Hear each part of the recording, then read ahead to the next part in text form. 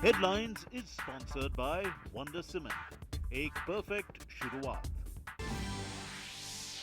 Union Finance Minister Nirmala Sitharaman says Budget 2020 includes measures to achieve a $5 trillion economy. Says the government has proposed a 16-point action plan to boost agriculture and farmers' welfare. Holds interactive session with trade and industry representatives on the budget in Kolkata.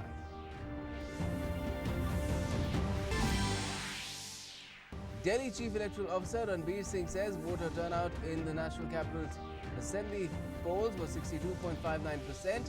Says it is about 2% more than the last Lok Sabha elections. Counting of votes will be held on Tuesday.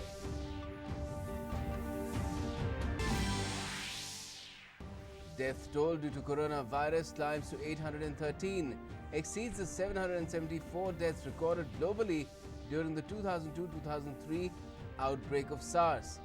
Government is fully alert in India. No new case reported.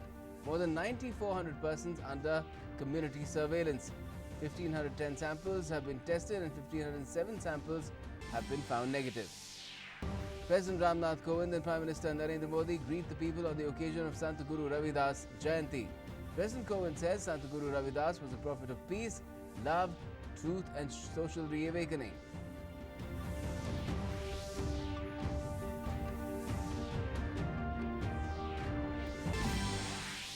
And in sports, an interesting twist in the Under-19 Cricket World Cup game between India and Bangladesh, with half of the visiting team back in pavilion in response to 178 runs to win set by India.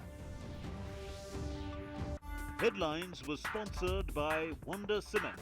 एक perfect शुरुआत. Namaskar, you're the latest here on DD India. I'm Gautam Roy. Well, to begin with, Union Finance Minister Nirmala Sitharaman said that Budget 2020 includes measures to achieve a $5 trillion economy through measures to improve health, infrastructure and rural economy.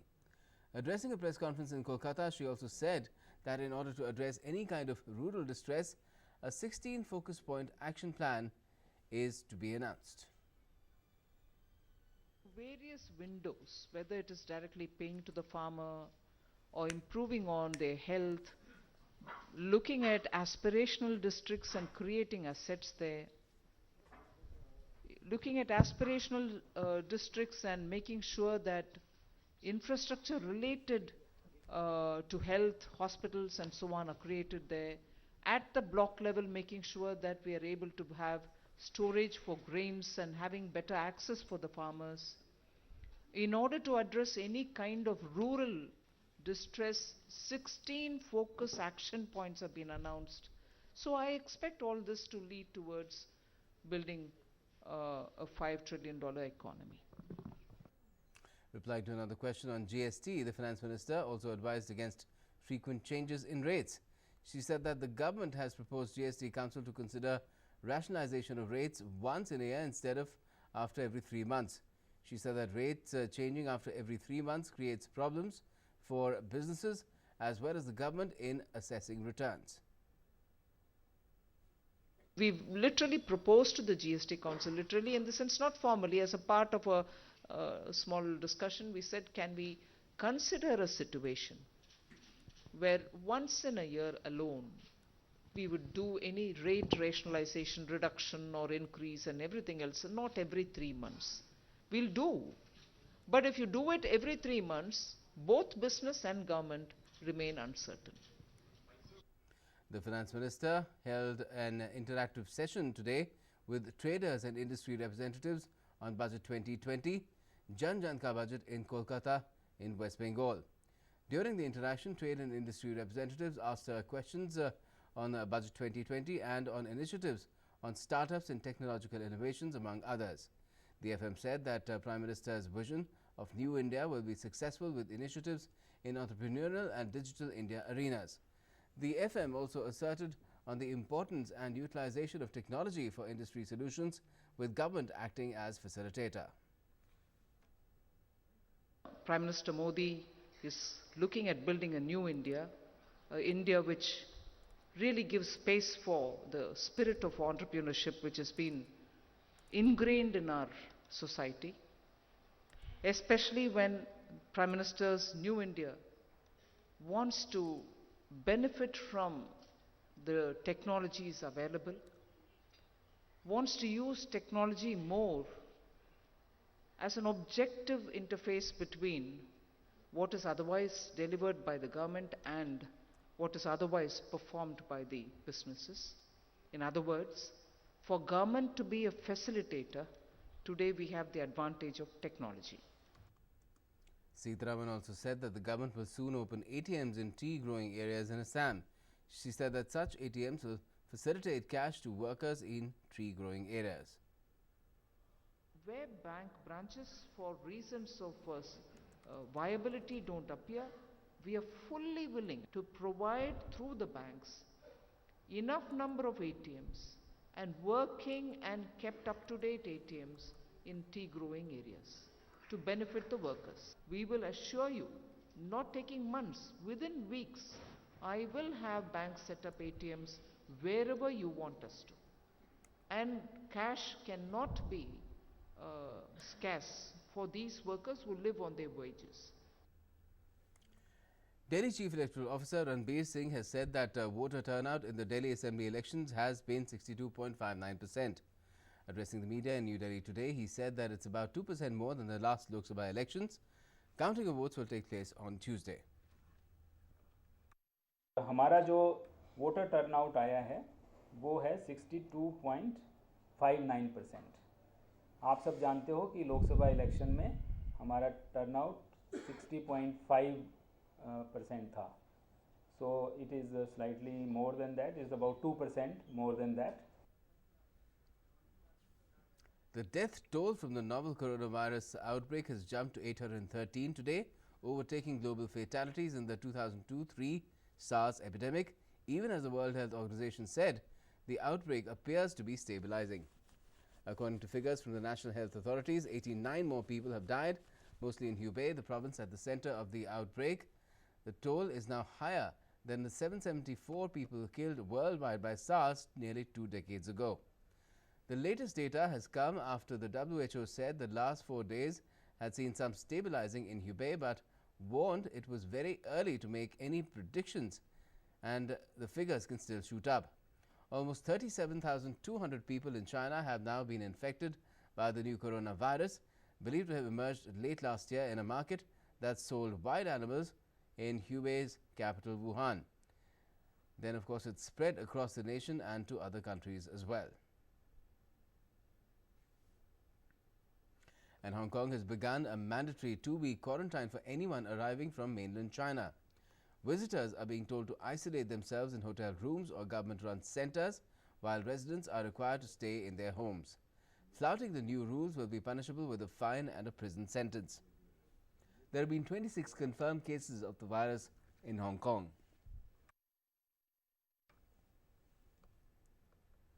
United Nations Secretary General Antonio Guterres has commended China's remarkable efforts to combat the viral pneumonia. The UN chief said that it's clear that there is a massive effort that is being undertaken by China to contain the disease and to avoid its propagation. He also said that at the same time, UN is committed through the World Health Organization to support all countries, namely African countries, in order to develop the capacities necessary to contain the disease when it propagates to other countries in the world. It is clear that there is a massive effort that is making by China in order to contain the disease and to avoid its propagation, and I think that that effort is remarkable. The Chinese themselves recognize that the dimension is such that there are some handicaps and some problems that have to be addressed, but we are also at the same time committed through the World Health Organization to support all countries, namely African countries, in order to develop the capacities necessary to contain the disease when it propagates to other countries in the world. Obviously, we need to have very close cooperation between all states in order to make the global economy move, because if not, the conditions will be tragic. The head of a World Health Organization-led international team investigating the coronavirus outbreak will leave for China next week. The team is likely to include experts from the US Centers for Disease Control, China had earlier agreed to allow WHO to form a team of experts to travel to China to learn about the virus and find solutions to the outbreak. And at home, the samples of 406 people who have been housed at a quarantine facility of the Indo-Tibetan Border Police at Chawla in New Delhi since for the last 1 week have been found to be negative. Sampling of these people had been taken and earlier sent for laboratory tests.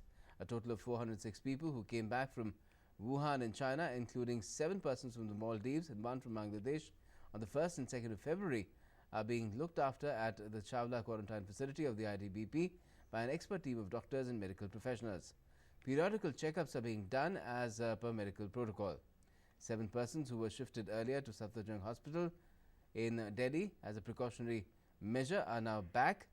Inmates have been playing indoor games available at the ITBP Centre, and they've been watching news on TV, reading newspapers as well that have been made available to all of them. And Prime Minister Modi has expressed solidarity with Chinese President and the people of China over the outbreak of coronavirus in that country. In a letter written to Chinese President Xi Jinping, Prime Minister Modi offered India's assistance to face the challenge.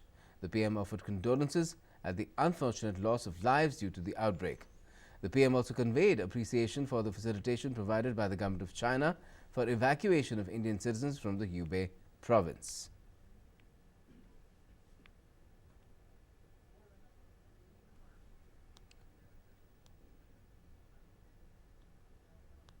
Union Information and Broadcasting Minister Prasar Bharati today released the first look poster on the biopic of former President Dr. APJ Abdul Kalam in New Delhi. On this occasion, film producer-director Madhur Bhandarkar and Hollywood producer-director Johnny Martin were also present. Hollywood actor Muhammad Ali is playing the role of Dr. Kalam in the film. Lauding the initiative, Prasar Bharati expressed happiness that a biopic on Dr. Kalam is being made.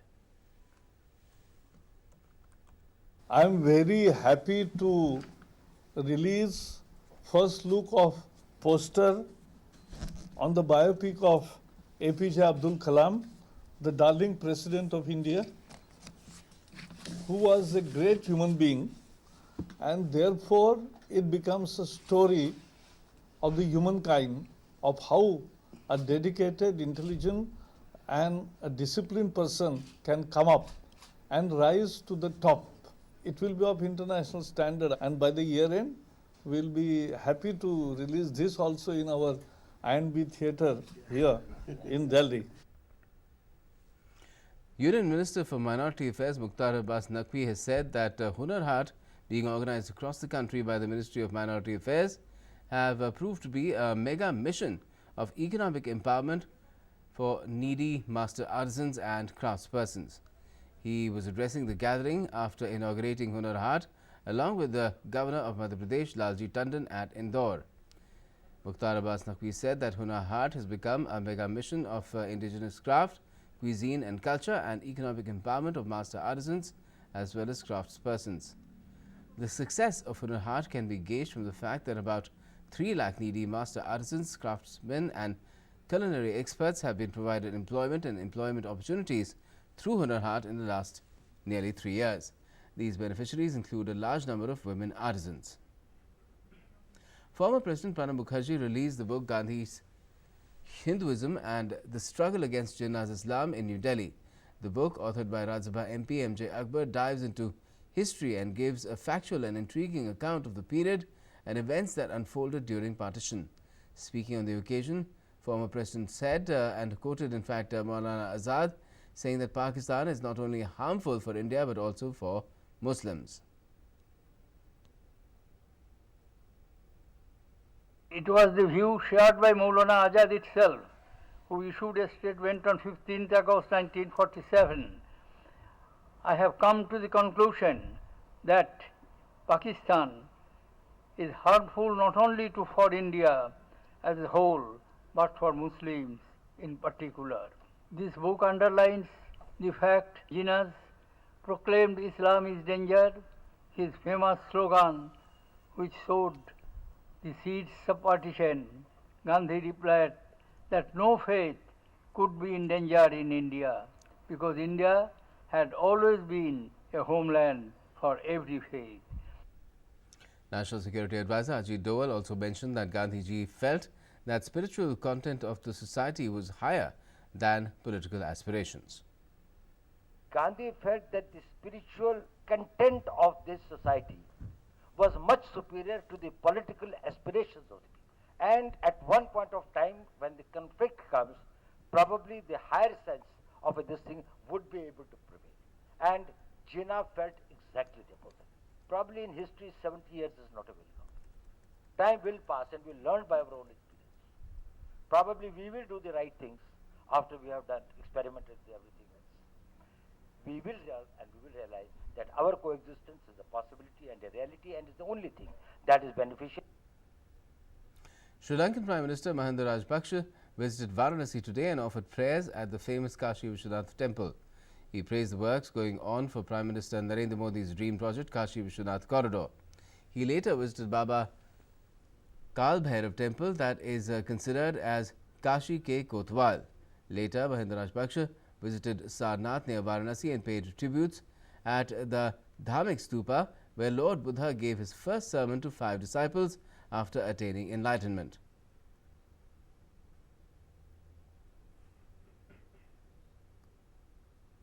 Prime Minister Modi will share his thoughts with the people of the country and abroad in his Mann Ki Baat radio program on the 23rd of this month. It will be the 62nd episode of the monthly radio program. The Prime Minister has invited people to share their ideas on topics he should address on the 62nd episode of Mann Ki Baat. People can dial in at 1-800-11-7800 to record their message and can write on the Namo app open forum or on mygov.in. People can also give a missed call on 1922 and follow the link received in the SMS to directly give their suggestions. Ravidas Jayanti, the birth anniversary of Sant Ravidas, is being celebrated across the country today. Sant Ravidas was a 14th century saint and founder of Bhakti movement in North India. President Ramnath Kovind paid rich tributes to Guru Ravidas on the occasion. In his message, the President said that Guru Ravidas gave the message of peace, harmony and fraternity. In a tweet, the President said, and I quote, "Greetings and good wishes to all fellow citizens on Guru Ravidas Jayanti. Sant Guru Ravidas was a prophet of peace, love, truth and social reawakening. He was a champion of human values which are extremely relevant in the contemporary world. Let's follow the path shown by him."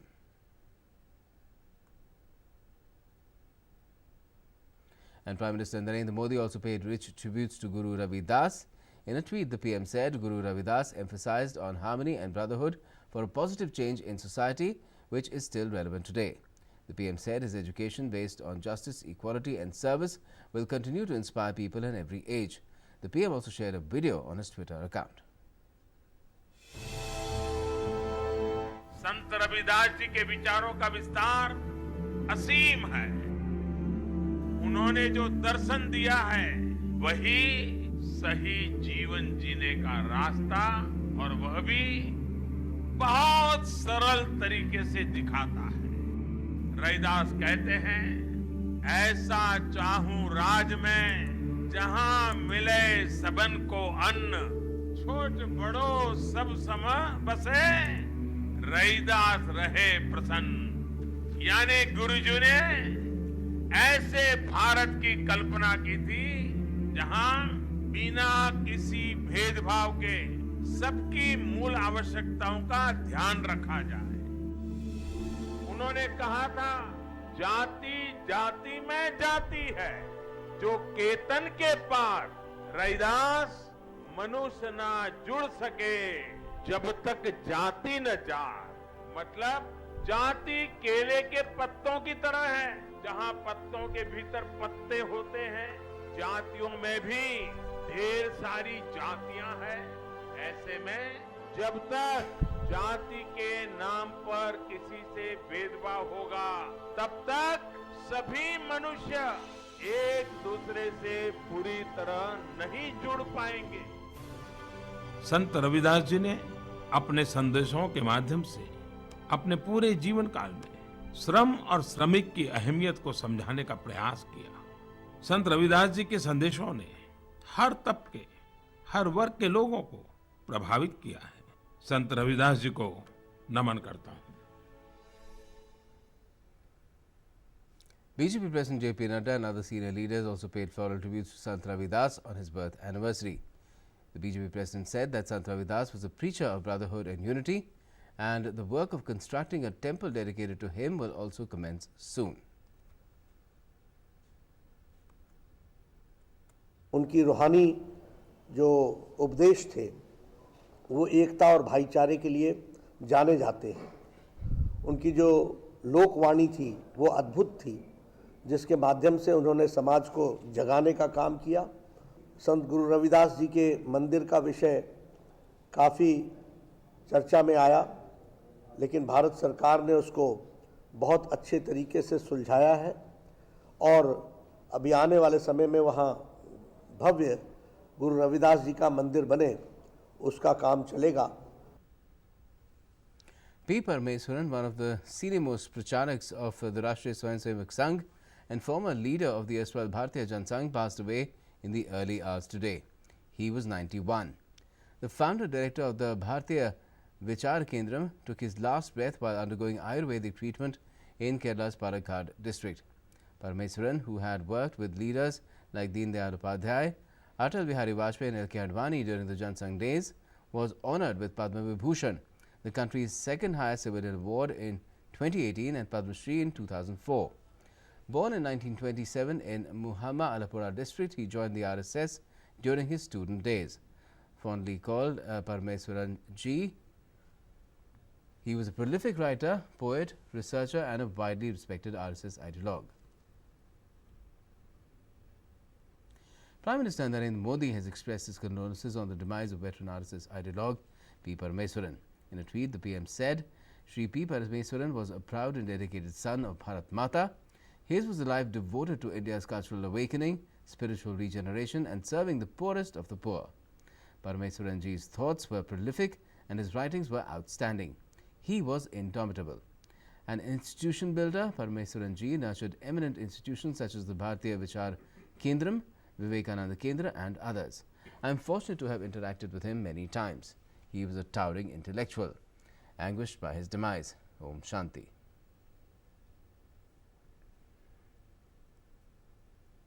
Some international news now. The Thai soldier who killed at least 21 people and was holed up in a mall overnight was shot dead this morning by commandos, ending a near 17-hour ordeal and standoff which left dozens wounded and stunned the country. It was unclear how many people remained trapped inside the Terminal 21 mall in Korat, where the gunman held out throughout the night, armed with assault weapons stolen from his barracks. Volleys of gunfire rang out as the siege ran into dawn, hours after Thai security services stormed the ground floor and freed scores of stunned, terrified shoppers from a bloody rampage that the gunman, a junior army officer identified by the forces, had relayed via Facebook posts.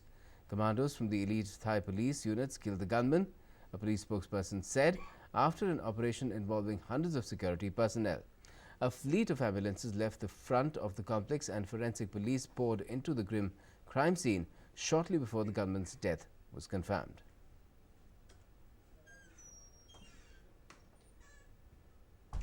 In Australia, weakening tropical cyclone Damien battered northwestern region. Storms brought heavy rains and flooding to the country's bushfire-ravaged east. The storm reportedly drowned trees, ripped off roofs, sheds and knocked out power in the small coastal towns. However, the cyclone was downgraded to a Category 1 storm after making landfall on late Saturday. The Bureau of Meteorology has issued flood warning for dozens of rivers across 2 states, including Sydney.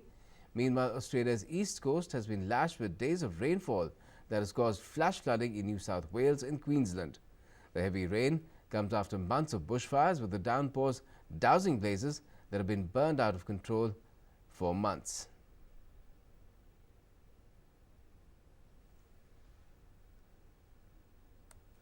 Well, let's now get you an update on the Under-19 Cricket World Cup final, where a drizzle has gotten heavier in the Potchefstroom and the covers are coming on. There is going to be a delay in the final result.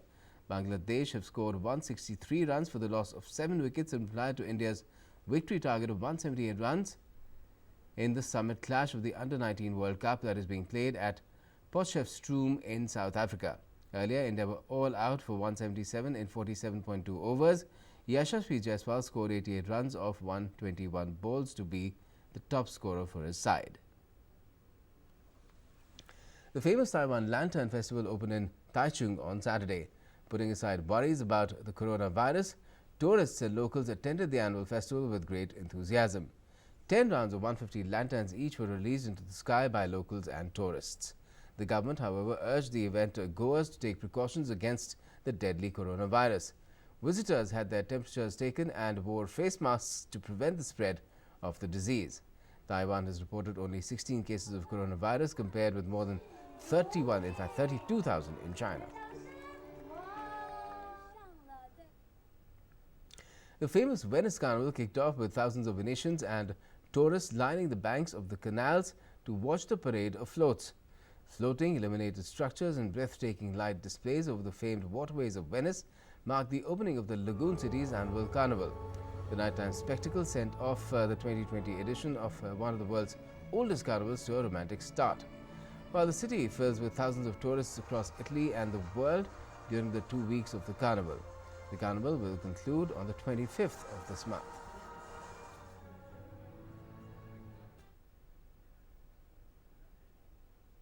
And that's it for now in this edition of the news. For all the latest, keep watching DD India.